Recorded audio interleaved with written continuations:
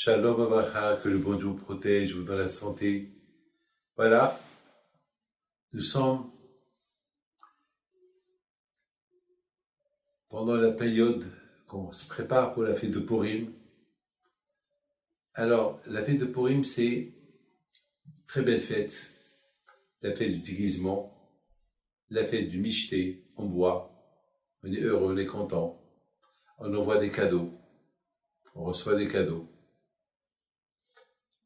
Alors, la fête de Purim, c'est la fête aussi de Matan Torah, la fête de la fierté d'être juif, fier de la Torah que le bon Dieu nous a donnée. Dès que cette fête commence à approcher, on commence déjà à se préparer à la fête de Pessah. Mais mes amis, je voudrais vous raconter une belle histoire qui s'est passée aujourd'hui.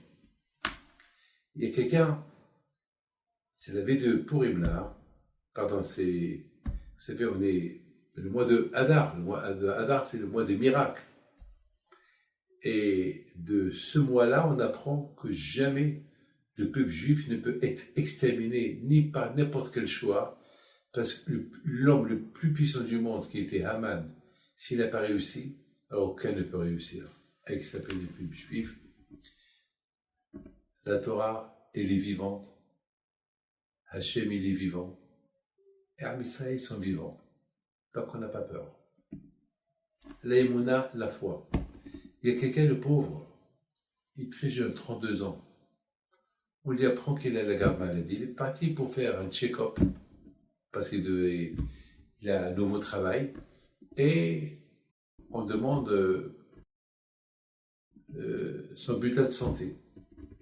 Et voilà, les médecins, ils étaient affolés, ils n'ont rien compris. Ils ont dit, monsieur, il a la grave maladie, et donc ils lui ont fait quelques tests encore. Ils lui ont dit, ça commence déjà à aller dans tous les sens.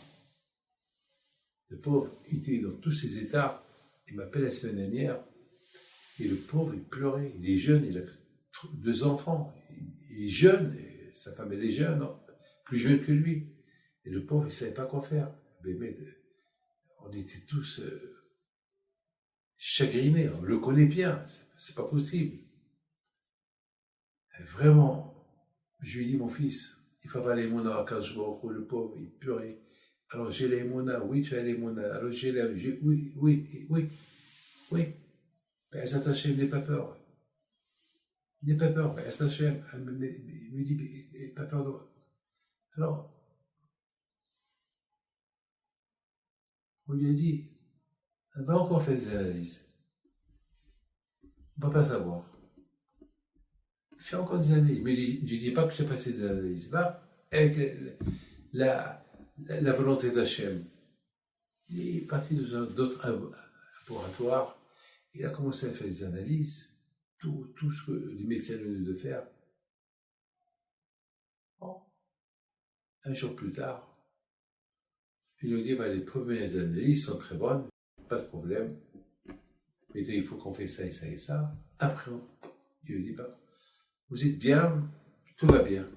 Il dit, mais messieurs, il y a un problème. Là, il prend l'enveloppe des premières analyses qu'il a fait.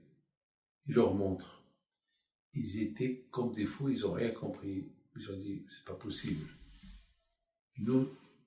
Pour nous, tu n'as rien du tout. On ne comprend rien.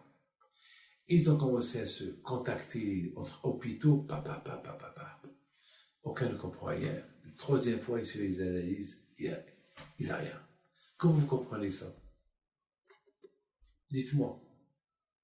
Eh bien, c'est ça la fête de Purim. Parfois, quand je vois il nous apporte des situations qu'on ne comprend pas. Venafuru. Ce qu'il devait avoir, il s'est arrivé le contraire. Venafuru. C'est ça le miracle de Purim. Le miracle de Purim, on parle de ce miracle de Purim pour nous réveiller, pour nous dire que ce miracle de Purim, on le vit tout le temps. D'ailleurs, à la Haggadah, on dit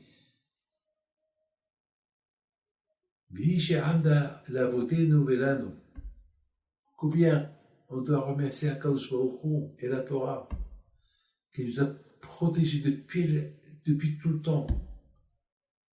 Parce que tout le temps, il y a des nations qui veulent nous détruire et Akadosh Baruch Hu nous protège. Il ne faut pas avoir peur. Pensez à Akadosh Baruch Hu, vous aurez tout. Vous savez, tout à l'heure, il y a quelqu'un qui me raconte qui devait construire une synagogue pour les Anglais à El Had. Et ils ont eu un terrain de la mairie, mais pas d'argent. Ils ont décidé de partir en Angleterre pour ramasser de l'argent. Ils sont partis en Angleterre, ils ont à peine ramassé de quoi payer les billets. Ils sont restés une semaine sans rien faire. Donc ils ont dit, on perd le temps et on perd le temps. Bon, au moins on a fait l'ishtadlut, on a fait des efforts, on est venu. Bon, quand je vois c'est ça, elle me l'a raconté, je dois la parole d'honneur. Donc, j'ai alors, il dit, Rabbi David, on est retourné dans l'avion, parler.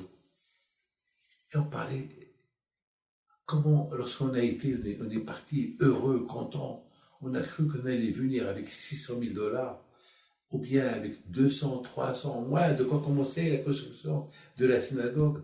Et finalement, on a rien ramassé, on est venu avec l'argent du billet, c'est tout. On avait de la peine.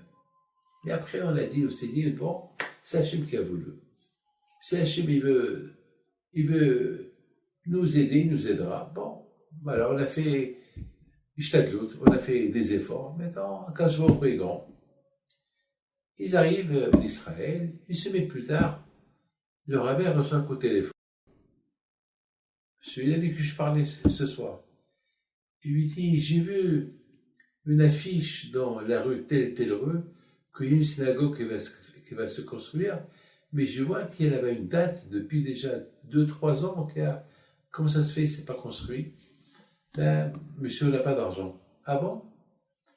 Et elle va porter le nom de qui? Ben, pour le moment, il n'y a personne, il n'y a que le terrain vide, c'est tout. Et la carte que vous voyez, c'est le rêve.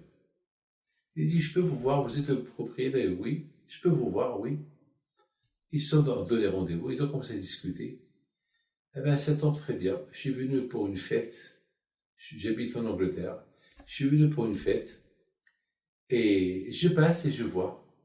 Eh bien, j'ai toujours rêvé de construire une synagogue à la mémoire de mes parents. Alors voilà, je prends la synagogue sur moi, c'est moi qui l'ai construit. Mais avec donner le nom de mes parents. Comment vous comprenez ça? Ils sont partis pour ramasser de l'argent. Ils n'ont pas dit au bon Dieu pourquoi. Ils ont accepté. C'est Hachem qui décide. Au moment qu'on dit c'est Hachem qui décide, alors quand je vous dans il vous donne ce que vous désirez. Mes amis, que le bon Dieu vous protège et vous donne la santé et la joie. Amen. À très bientôt.